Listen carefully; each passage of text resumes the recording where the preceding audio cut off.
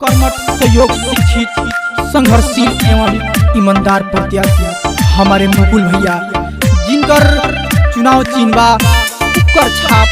6 number button दबा के भारी मतों से विजयी बनाई और हमारे मुकुल भैया के भारी से भारी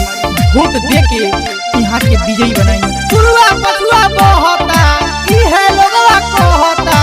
का हो का कहता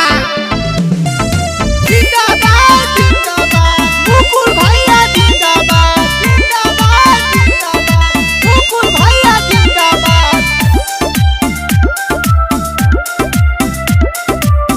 करे के बकुल के सपोर्ट ये भैया मुकुल भैया के देख के वोट ये भैया ए भाभी याद बानू कुकर छाप करे के बकुल के सपोर्ट ये भैया मुकुल भैया के देख के वोट ये भैया लोगवा जिला परिषद से उठवले बा जेतने है दिनवा बीतता ये भैया कुकर छपावे जीतता जेतने है दिनवा बीतता ये भैया कुकर छपावे जीतता। विकास भी ईमान भी विकास भी ईमान भी गरीबों की सम्मान भी आप करे समर्थन हमारे मुकुल भैया करेंगे परिवर्तन हमारे मुकुल भैया करेंगे परिवर्तन। चारों ओर इनके लोहार बाटे हो चर्चा हो खता घरे घर बाटे हो अपने भाई भतीजा बड़े काका सुनो तारा हो चारों ओर इनके लोहार बाटे हो चर्चा हो खता घरे घर बाटे हो इनका आगे कहा केहू टिकता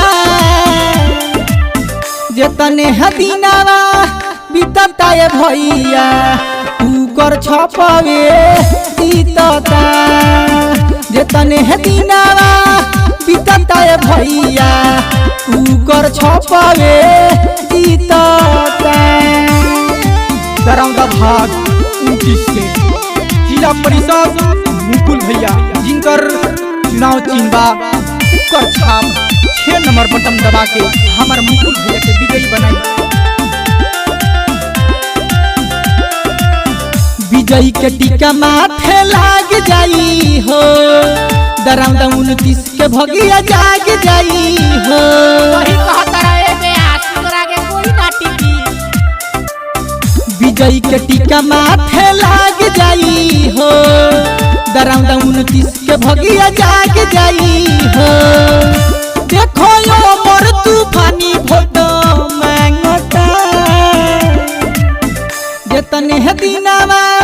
बीतता ये चाची कुकर छपावे जीतता जेतने है दिनवा बीतता ये भैया कुकर छपावे